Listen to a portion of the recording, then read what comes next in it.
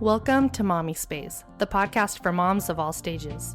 My name is Aubrey Coots, and this podcast was created to give moms a voice to share their experiences and to share that there is not just one way to be a mom. This is a place where you can learn to love the woman inside the mother. Welcome back to Mommy Space. This is Aubrey, and today I am here with my friend Melony White, and I'm so excited to be able to chat with her. As you know, hopefully, or maybe you don't, this month I wanted to focus on Black History Month, or have that kind of be the overall theme for the month. Not that that's the main focus of these conversations, but it is a piece of it. And in that, I wanted to speak to different Black women that are in my life or women that I've connected to, even through social media, just to hear a little bit of a different perspective than maybe some listeners have. So for myself, I'm a white woman, and I want to be able to learn from Black women in my life that have experienced certain things differently. So Melony and I got connected actually through my daughter's, she had early intervention or time with Miss Melony. And it was just kind of a God thing how that even worked out, because my daughter should have graduated the program. And then we got this new teacher and we were like, we need to stay in. So we built our case. We got almost another year with Melony. And I'm so thankful that our family has just been able to learn from her. My daughter's been able to grow just in her different needs that she has. And she's become a part of our family just through that process. So I'm excited to chat with her. I'm excited for you to all hear from her. So Melony, welcome to Mommy Space. Oh, hey. Thank you for having me. Yeah, of course. So getting started, can you start by just telling us a little about yourself, your family, and the story of your journey into motherhood? Oh, man. So the story of my family, it's like it's a beautiful but hard beauty. It's one of those like ugly pictures that wasn't supposed to be painted, but it actually can sell. I was actually a single mom first. I became a mom at 22. It was very unexpected and unplanned. I thought I was grown, and moved away from home and started experiencing nightlife and hanging out. And I met this guy, and he like had all the boxes in my little girl world checked. But what was interesting was that I found out that he already had someone, and I ended up ending our relationship. 2 weeks later, I found out that he proposed to that someone. Wow. And 2 months after that, I found out that I was pregnant. So it was like, I don't even know what I'm going to do with my life. Yeah. I dropped out of school, just started working, trying to get everything in order for this child that was coming. And it was actually a huge shift in my life, because it helped me to become more centered, more focused, and it was really powerful, because it actually helped me to get into the next phase of my life in a sense of, what am I here for? Yeah. You know? And then my wonderful husband came into the picture. About 3.5 years ago is when we started our romantic relationship, but our friendship actually goes back to high school. Okay. I was this little doughy-eyed freshman, and he was this awesome senior. And we ended up, we had drafting class together is what happened. And our friendship started there, and it was really good. And throughout the years, we had all these struggles and challenges that we were going through, and we never lost contact with each other, which was awesome. And all of a sudden, he inboxes me on Facebook, and he's like, "So are you ready to do this. And I'm like, do what? What are you talking about? I have a whole kid. I don't even know what you're doing. Yeah. What? Yeah. And I sent him through a really rigorous challenge to try to chase me for some months. And he didn't give up. And I was like, okay, let's do this. And it was a huge challenge in the beginning, because if you could imagine, here I am, this mom of a full-on 5-year-old, you know, he's almost grown, he thinks. And now I'm having to bring this stranger into our dynamic. And it was my son gave a hard pushback. Like he knew, you are not my dad. Yeah. And so, me being who I am, I worked really hard and strategically to bring their relationships together, and it's been good. Like, we're still not where we want to be, for sure. You know, we have these big ideals on the beautiful, fun, easygoing family dynamic that we desire, but it is work. Yeah. Still. So it's, my journey into motherhood definitely wasn't one that I chose for myself. But it wasn't something that I had enough information and protection and insight to avoid. Yeah. You know, so at the end of the day, I made something that happened to me. I made it happen for me. Yeah. And that's what I think motherhood ultimately is. Yeah. Yeah. That's beautiful. And I didn't know any of that about your story, so thanks for sharing that. I think even just seeing, like, the little bits that I have seen of, like, the mom that you are now, and getting to meet your son, and just see who he is, like, it's crazy knowing that about your story and just what the last decade has brought in your life. But it's cool to just see where you're at today and where you're headed, and the things that you value and the things that you value for your family as well. So that's really cool. Yeah, thanks for sharing that. So this month, like I shared, with the theme being Black History, and I know you have certain thoughts about Black History Month, which we'll get to for sure. But I would love to hear, who is somebody not very, like, well known in Black history that has impacted you? I mean, there's so many people.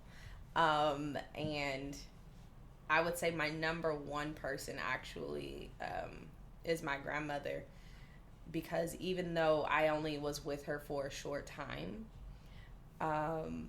we lived in 2 different states almost my whole life. There were a few times where she was in California and we were in St. Louis, Missouri. But I had the opportunity to spend her last 2 years on this earth with her, and that was very powerful to be able to care for her at that time. And I remember she said something to me that always just rings true in my spirit, because she was one of the first people that I told that I was pregnant. And I felt so embarrassed, and I felt so much shame, because I was like, this is not supposed to be my life. Like, I came out here to go to school and do things differently. And she told me, she said, you're okay. And you are not the first, and you will not be the last. And just those words, and even learning so much more about her story, and how even at the end of her life on this earth, she was able to summarize the challenges in just that simple idea. Just has shifted a lot in my life. So when there are things that are causing me to stress out, or things that I'm embarrassed about, or things that may even cause me to think a little bit about how other people feel, I remember her words. So she's a huge influence for me, and someone that people may not be aware of. But she's one of the most dynamic people that touched my life when I was like 3. Is Debbie Allen.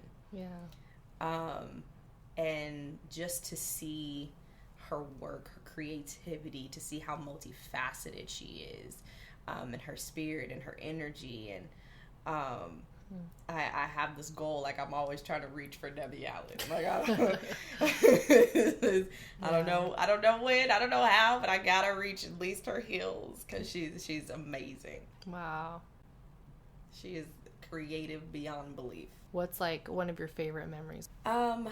So Disney actually, they didn't put on a whole lot of things for people of color. So when things came on Disney with people that looked like us, like that was, like I think it's a Black family thing, like huddle around the TV and there's people that look like you. Yeah. So so my parents always made sure that we had those opportunities to be exposed. And one of the things that came on Disney was Polly and Polly Coming Home. Okay.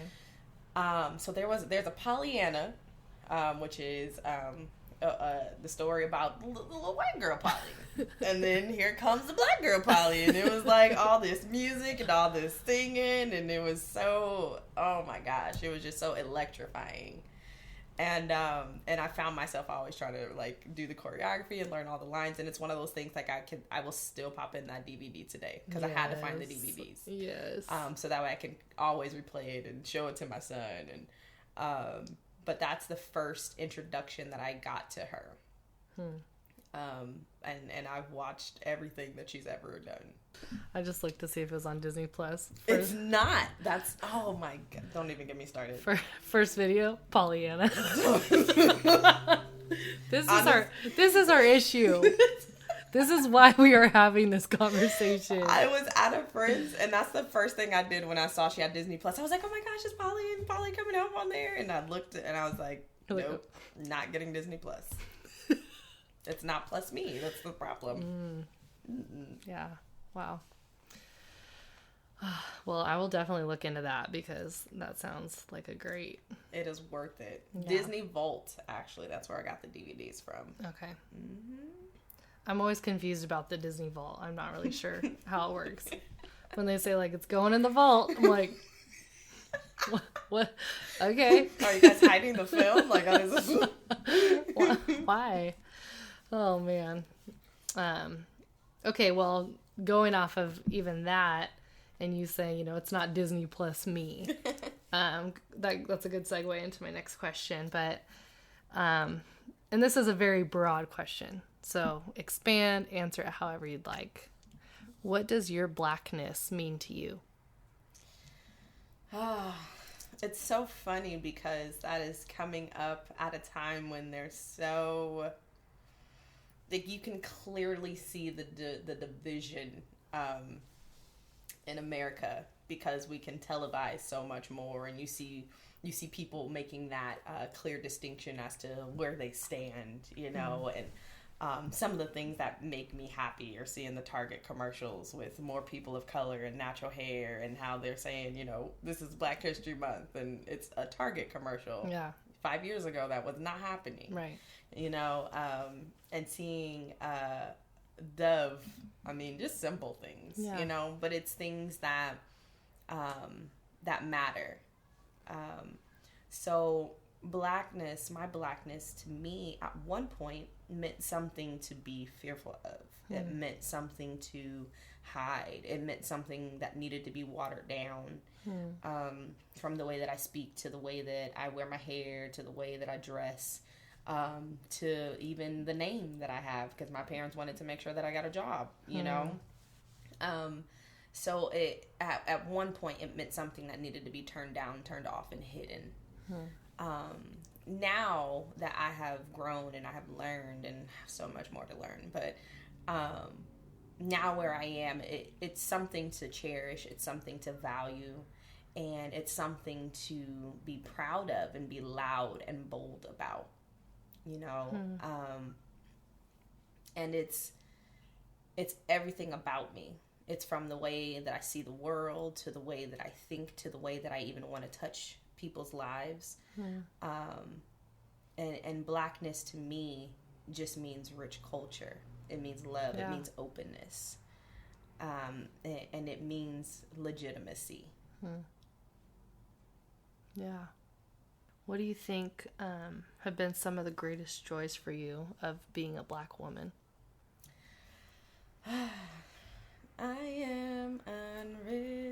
man. It's kind of how I feel.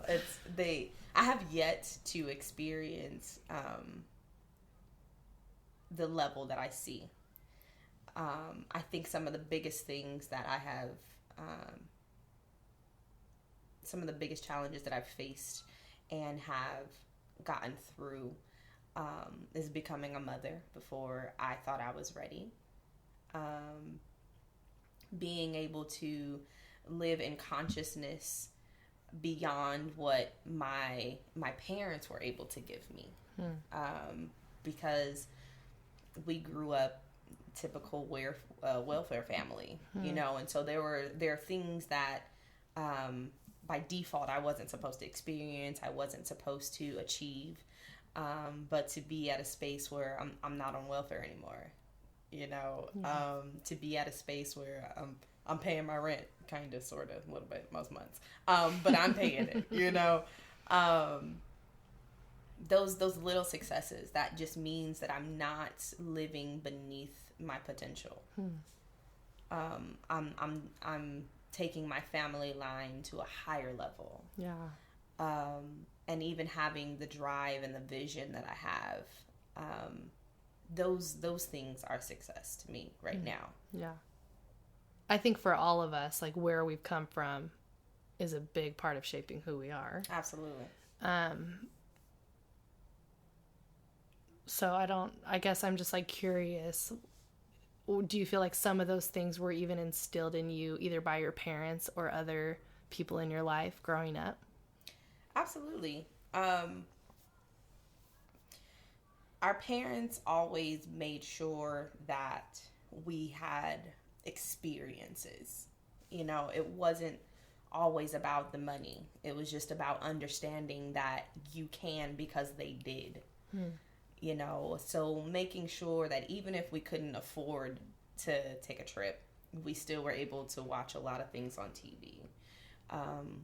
They made sure that we were able to go to certain schools. And I mean, my parents were PTA parents, you know, and if there was anything going on in that classroom that seemed a little bit funny, like, they're showing up to make sure that we got the best that was possible. So for me, looking at my upbringing, it was more about being the best that I could be. Not the best that someone else says. Yeah. Be the best that I can be. And that has to do with my choice and my focus. Yeah. And nothing else. Yeah. So I think ultimately my parents helped me put those blinders on. Kind of on the other side of that, what have been some personal challenges in being a Black woman and mom? This is kind of an assuming question, so maybe this isn't the case for you, but being a Black woman and mom in predominantly white communities or spaces.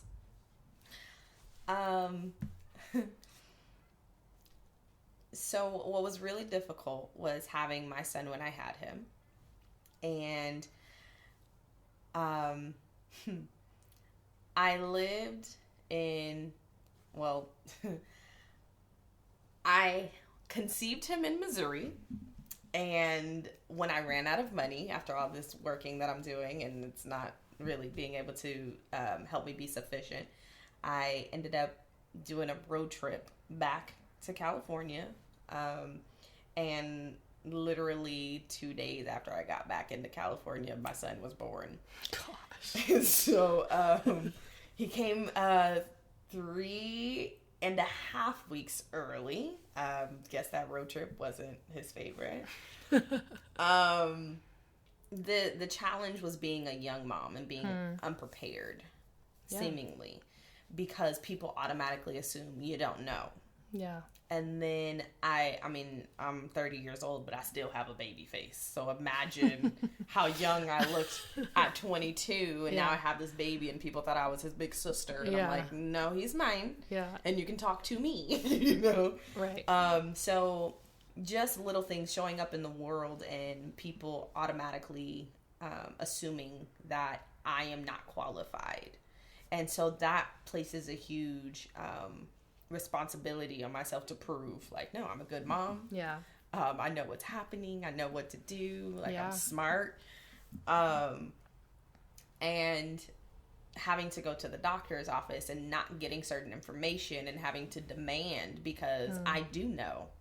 And I know you're not telling me everything, you know, and having to push the issue a lot of times. And that fear of not being cared for because I'm the angry Black woman. So always having to live life with a filter and not having the luxury of being as honest and direct as I feel like I need to, or as I see other people being. Yeah. Because I don't want to be angry Black woman, and I don't want you to dismiss me because you feel that way. Yeah. And another thing is discipline. Discipline is huge, right? So if I'm out with my son and he's having a full on meltdown situation, I have to think about, oh wait, where am I? Who's around? Hold on. Yeah. Let me talk to you like this. You know, when I really want to say, get up. And give him the big bulgy eyes and the whole finger, and I want to raise my voice and I want to cock my head to the side and I want to tell him that this is a problem and we're not dealing with it. And so a lot of that reality of having to always question, always having to doubt, always having to be mindful of where I am and who's present before I react, before I respond. Yeah. And seeing how, you know, everyone else doesn't have to live that way. You know, and a lot of times I am maybe one of three women of color in a space. You know, so I remember I worked for PetSmart for a long time. I was a dog groomer. So hair is a huge thing, right? Like, I'm not getting ready to just get my hair all messed up with fur all in it. Like, I'm not doing all of that. So for a lot of years, I was just bald, and I'm not growing it back because I have to do this job. I need to pay the bills, but I'm not trying to look a hot mess or constantly wash my hair. That's going to break off. Right. That's not my life. Right. Whereas, you know, the white women in that space, you know, they have their long flowy ponytails and all these different things, and they're trying to figure out why I'm bald headed. You know, no, I can't wash my hair every day. That's your life. You know, so having to explain those things. Yeah. Or I was in Missouri when the Mike Brown situation happened, and to if you could imagine, there's this it's this thing. It's called the Del Mar Divide. It's in Missouri, and so on one side of town you have those that are a little bit more well off than the others. Okay. And so when you go from north to south, you cross that Del Mar Divide. And so I worked on, you know, the more well-to-do side of town. And I remember after the riots started breaking out and streets were shut down, and I was getting myself to work, and here I am highly pissed off. I honestly wish I could have been one of those people that were out in the street protesting what was going on, but I couldn't miss work because who was going to pay my bills if I missed work? Right. You know? So I'm at work and I don't want to be there. And someone who I was really close with, and I love it, shout out to Alex, she was my boss at the time. We still kick it. She's good. But she said something to me, and we had to dialogue at work. And I know you're not supposed to talk about these things at work. I don't believe that. Where else do you talk about these things? So she said to me, I can't believe all those people are out in the street, and what are they doing? Like, they're messing up the day, and people can't get to work, and she's just frustrated about all these things that are happening. And I'm just listening, but I'm trying not to address it. And she says to me, you're not like them. And I was like, well, what do you mean exactly? Now we're going to talk about it, you know? And so to just have to be a spokesperson for people that look like me, because I'm calm, I am polite, I have respect, and I can articulate, you know? So now I have to speak for all of us, you know? And being in situations like that, you know, that those things make it difficult. Yeah. But also being being that token person to say, well, you're not really black because you don't talk like that, or you are not out there protesting like those people are, you know. But in all actuality, I would be right there, right, if I didn't have to keep these lights on. Yeah. Yeah. know? Yeah. So things like that. Yeah. Man. Okay, I have another question that kind of goes along those lines. I'm assuming Alex was a white woman. Yes. Okay. Yep. Is a white woman. How can, myself included, how can white women know what is okay to ask questions about? Obviously, this is kind of a different situation. She was making statements, but even for myself, like, how can we know what to ask without being offensive or sounding ignorant? What's the best way to, like, approach if there's things that we're just confused about or not sure why riots are happening or why, certain things like that? Well, it's really challenging to just walk up to a random woman of color and be like, hey, what's up with your people out there? You just, you want to, self-preservation is important. You don't do that. But one of the things that I encourage anyone to do, is you need to check your personal circles. You need to check. If you don't have diversity in your personal circles, that's already an issue. Yeah. Because you're living in a safe, comfortable space with people that look and feel as you do. So you're already not getting an opportunity to really expand and grow your being. Yeah. So beyond that, when you have people in your close, intimate circles that don't think like you do, that don't come from the same background that you do, it gives you an opportunity to have access to people that can deliver a different perspective to you. Yeah. And it's safe space because we already know each other. Yeah. Right? And allow yourself to be wrong. Allow yourself to say, I don't know. And keep in mind that a lot of times, women of color, one, we get exhausted because we're fighting this fight on so many different fronts all day long. So I don't want to keep addressing it all the time. Right. But then the other part of that is really listen. I think that is a gift that most people don't possess, is listening. And the art of listening is not, I'm going to ask you a question just so I can tell you what I think. Right. Or I'm going to ask you a question and I'm going to filter it through my own experience. No. When you listen, you are finding value in whatever that person is presenting to you. Yeah. And you're not filtering it, you're not editing it, and you're not projecting your own perspective on it. You're just legitimately listening for the point of appreciation and understanding. Yeah. And what would be really beneficial for those, if you check your personal circles and you don't have women of color, you don't have people of a different experience than you. Well, we have this whole big old world. Go find... make some new friends. Go make some new friends. It's you have to want to expand your point of view. You have to want to meet new people. Yeah. It has to be a desire for you to build understanding and compassion. Yeah.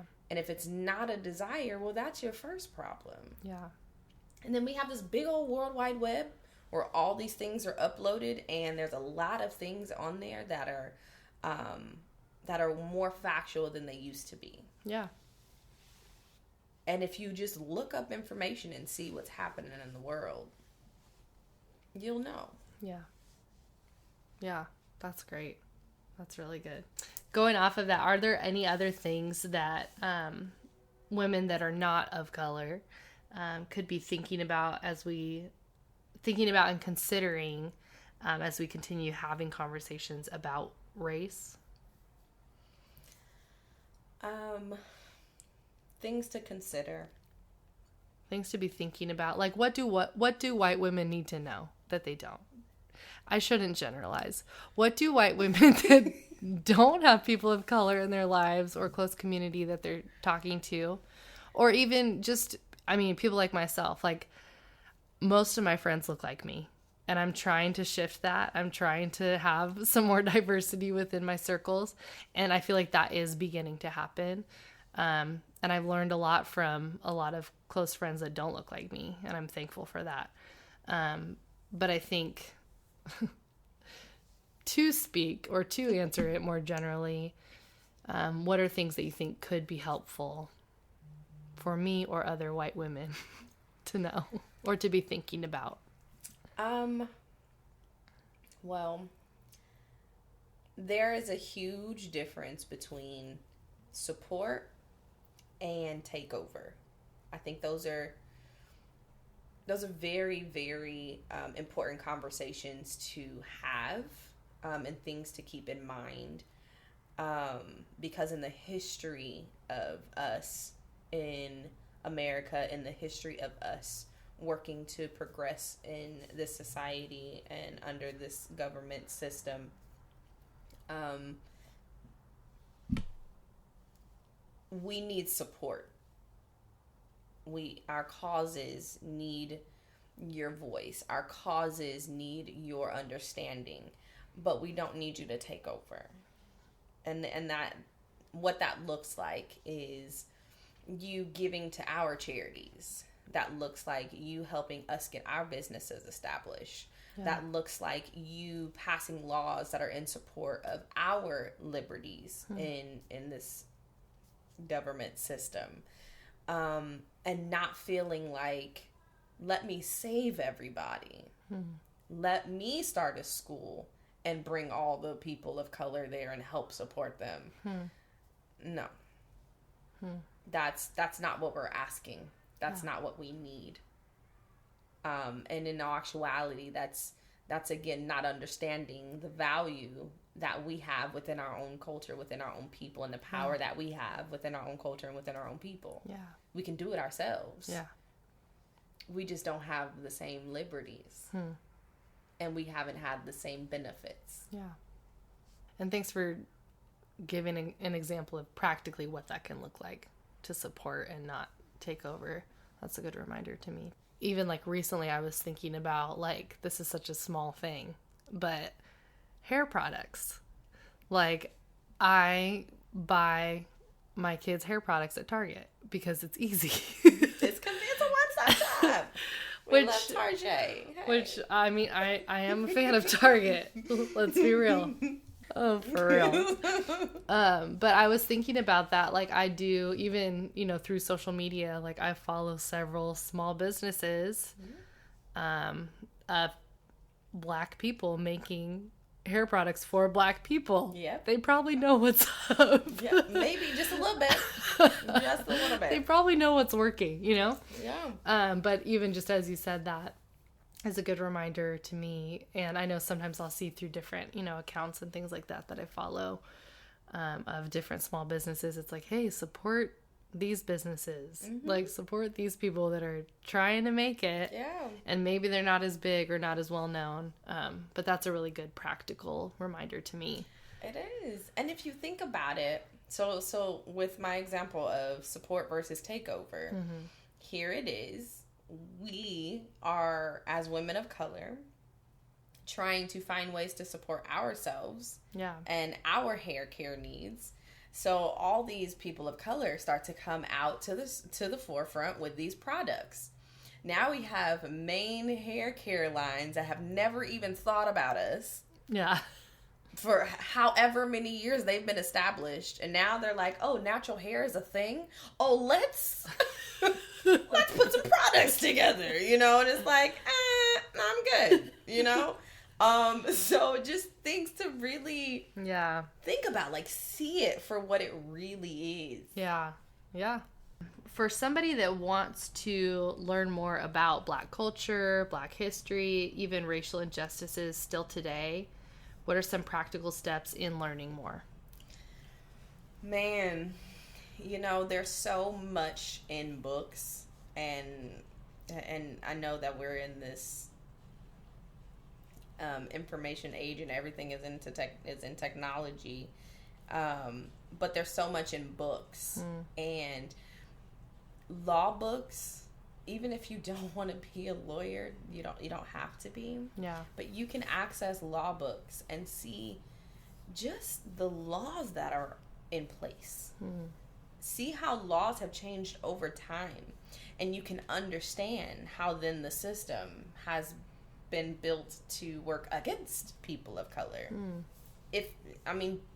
That's just the law books, right?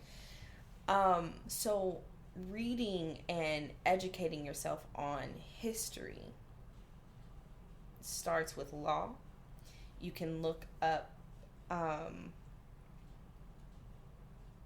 I'm trying to think of one in particular.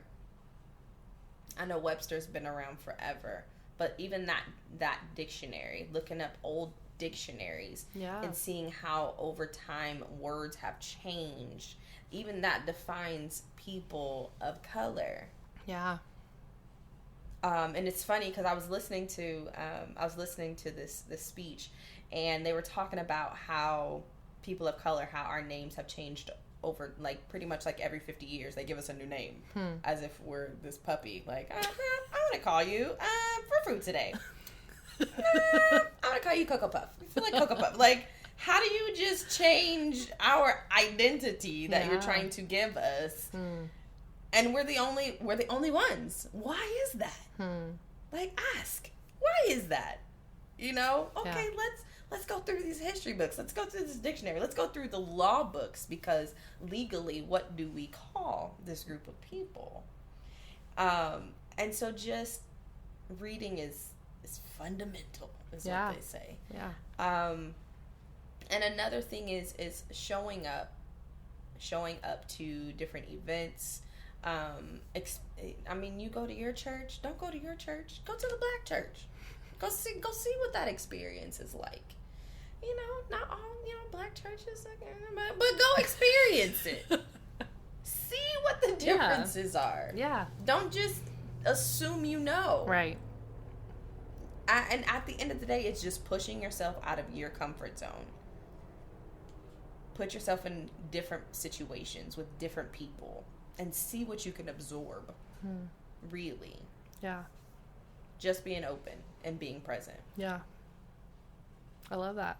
Do you have any other resources or things that you like to share with people when they're wanting to learn more? I mean, you gave some great things with dictionary or just law books, but are there any other specific resources or books or materials that you like?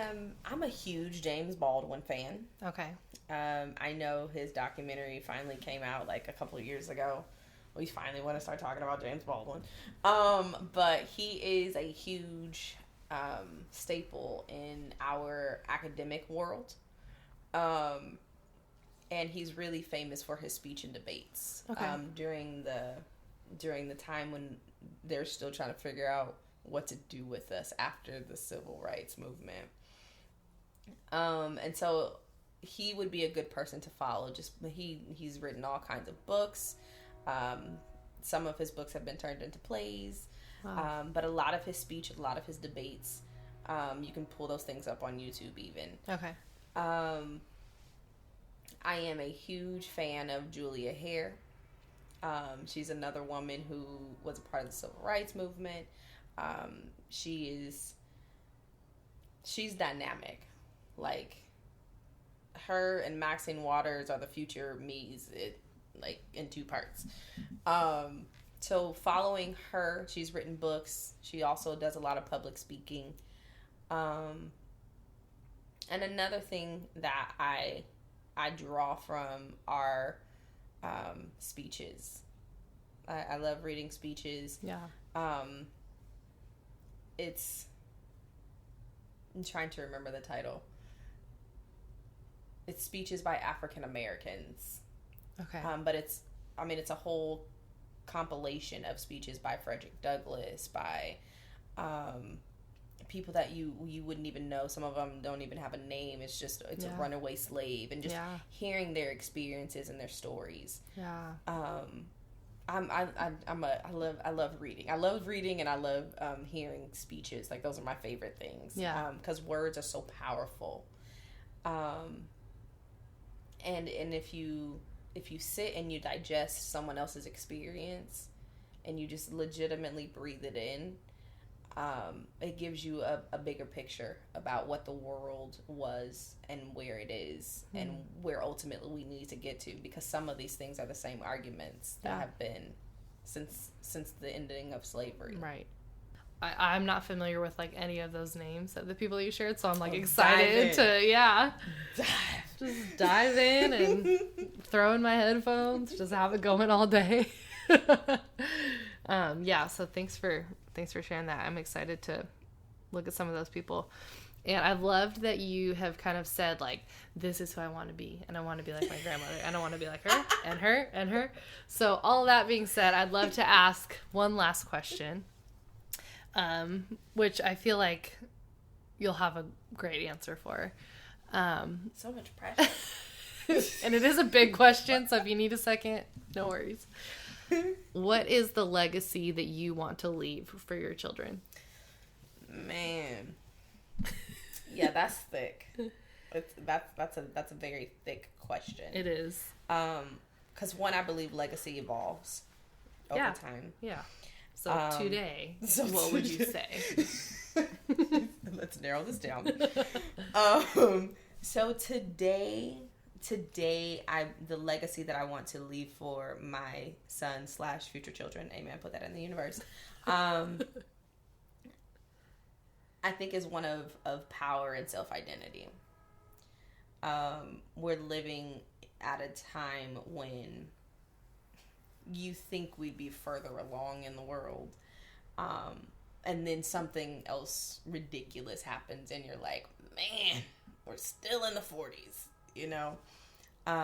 And just recently having those cases in the news of the young man who was a wrestler and had to cut his locks before he was able to wrestle, or the young man who was told by his school that he couldn't walk across the stage to graduate until he cut his locks off. And just the Supreme Court ruling that it is lawful for companies to discriminate against natural hair in 2020.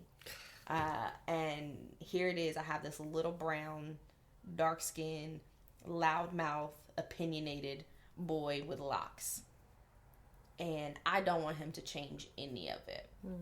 I want him to be loud and proud and bold and tell everybody they're wrong if they're wrong and they're right if they're right. But be fair, be calculated, be mindful, be respectful, but be powerful and know who you are. Yeah. And no one else gets to tell you that. Yeah. And for him to choose how he shows up in the world every single day, no matter what he faces, no matter what he has going on in the world, he gets to make a conscious choice, and no one gets to hand him anything. That's powerful. I several months ago now got a book for Nehemiah for his birthday.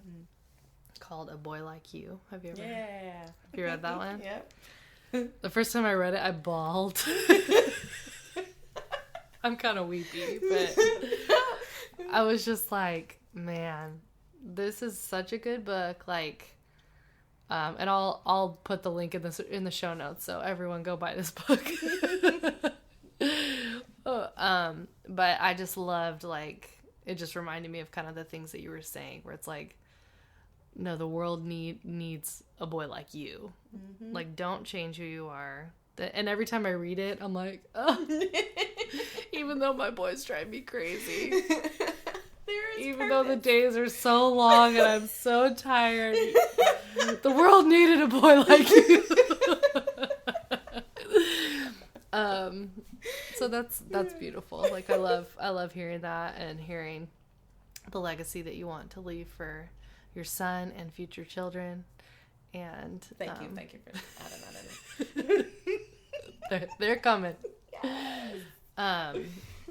Yeah, so that's beautiful. But thank you so much for letting me chat with you and just for the things that you shared. And there were several times where I'm like, don't get emotional. Hold it together, Aubrey. But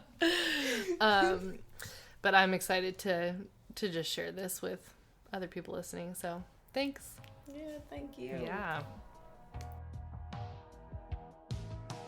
Thank you so much for listening. Be sure to check out all of the goodness from today's episode on the show notes and share this with a friend if it impacted you in any way.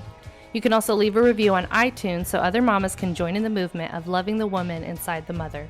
Join our online Mommy Space community every day by following us on Instagram at Mommy Space, where you can interact with me, some of our past guests, ask simple or hard questions, and give your valuable input on how to make Mommy Space an even more beautiful and safe place for mamas all over the world. All my love to you, Mama. You are enough.